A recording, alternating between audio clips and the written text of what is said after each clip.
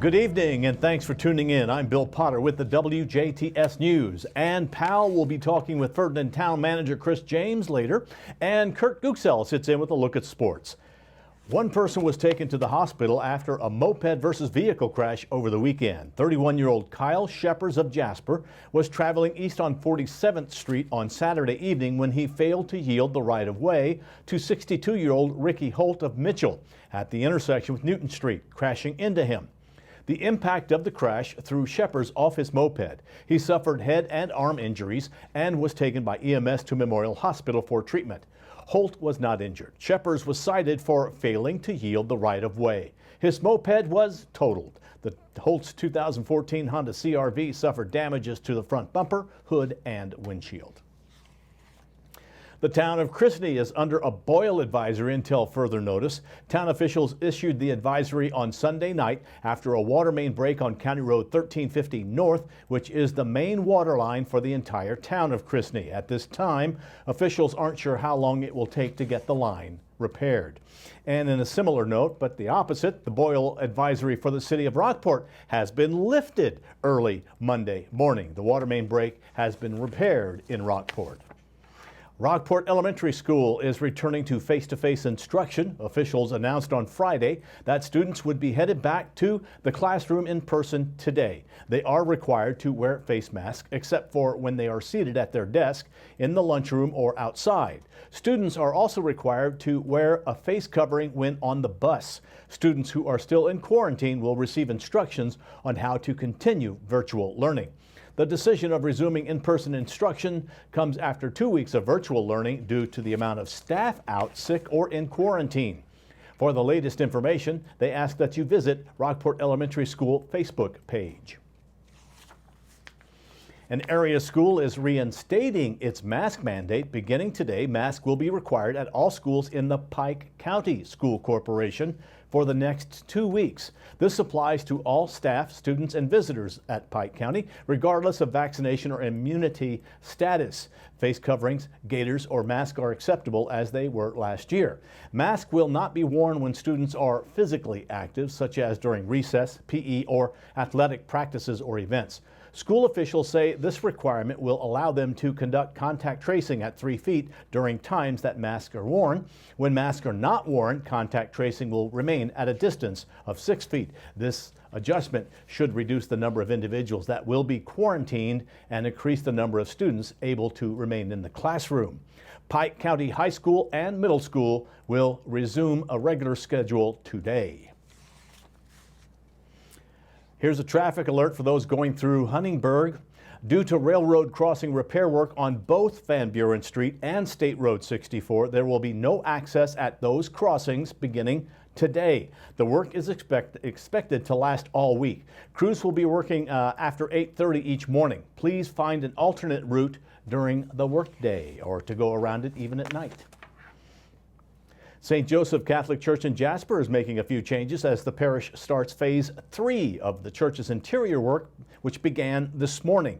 Starting on Saturday, September 4th, Mass, Adoration, and other liturgical events will be celebrated in the updated Kundeck Hall inside the parish center. Doors will open 30 minutes before Mass times. The worship space will be open for prayer at 7:30 a.m. Monday through Friday. The essential work to the exterior of St. Joseph's Catholic Church is progressing well. The contractors have been working to reverse the effect of more than 130 years of use and weather.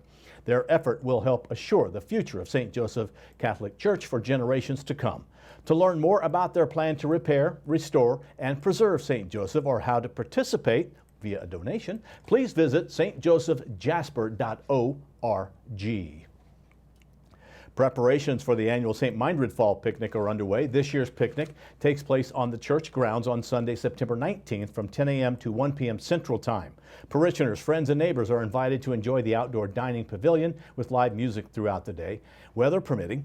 Featured food items include barbecue chicken dinners for $12 and barbecue pork ribs for $25. Parishioners and patrons are encouraged to pre-order all food and drink items for dine-in, carry-out, or drive-through. You can also pre-order food at smcatholic.church/fall-picnic. The celebration will conclude with a quilt raffle featuring 2 handmade quilts, followed by an all-cash raffle with $5,000 in prizes. Raffle winners will be announced at 1 p.m. Raffle tickets are available also through the parish website by contacting a parishioner or go to the parish office, or you can simply get them at the Picnic Hospitality Center on picnic day. Live music by the Gatwoods would be available throughout the day. An architectural tour of the parish church will begin at 11 a.m. Central. Take a virtual walking tour of the parish and parish cemetery at sbcatholic.church/walking-tourism. Parking is available on the parish grounds with overflow parking at the east lawn. Handicap parking with shuttle service is offered on the south side of St. Mindred's Church. Your thoughts are needed in 2 surveys available now. Those who live in DuBois County have the chance to share their thoughts about future parks and recreational needs. The DuBois County Parks and Recreation Board and Municipal Park and Recreation Boards are in the process of updating the 5-year master plan, which will span from 2022 to 2026. And they want to know what you think. An electronic survey is available through October 15, 2021, to the residents of DuBois County and to other users of the park at surveymonkey.com/r/DuBoisCoParks. Survey results will be included in the plan and provide valuable input that the Parks and Recreation Boards will consider. There are also QR readers available at different sites. The updated plan will be used as a guide for the town of Birdseye, town of Ferdinand, town of Holland, city of Huntingburg, city of Jasper, and DuBois County to improve upon current recreational opportunities and provide new ideas residents bring forth. If you have any questions about this survey, please contact Lisa Galehausen at Indiana 15 Regional Planning Commission. The number 812-367-8455, 367-8455. Also, the Indiana 15 Regional Planning Commission has launched a survey to get a deeper look into the effects of the pandemic and it has had on local residents and benefits. The plan, titled Steadfast, Creating Deeper Roots for a Stronger Future, will provide short-term economic endurance strategies, long-term recovery strategies, and regional economic recovery strategies to enable the region to persevere and prevail in the wake of COVID-19 and navigate and endure future economic, biological, and natural emergencies. The survey will run for about 4 weeks. In addition to hosting the community survey, the website will host documents created throughout the planning process, giving residents and businesses latest access to information. You can visit the website at IN15RPCRE plan. So let me read that to you again. That's IN15RPCRecoveryPlan.com.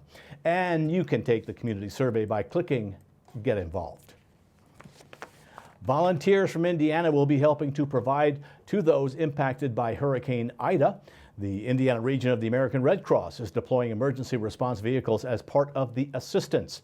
Those vehicles will help hand out food, water, and supplies. Volunteers will help with sheltering and recovery, as well as emotional and mental support for those affected. Now stay tuned. Monday with the Mayor is next, followed by your weekly forecast, then sports with Kurt Guxell, all still to come on the 18 WJTS News.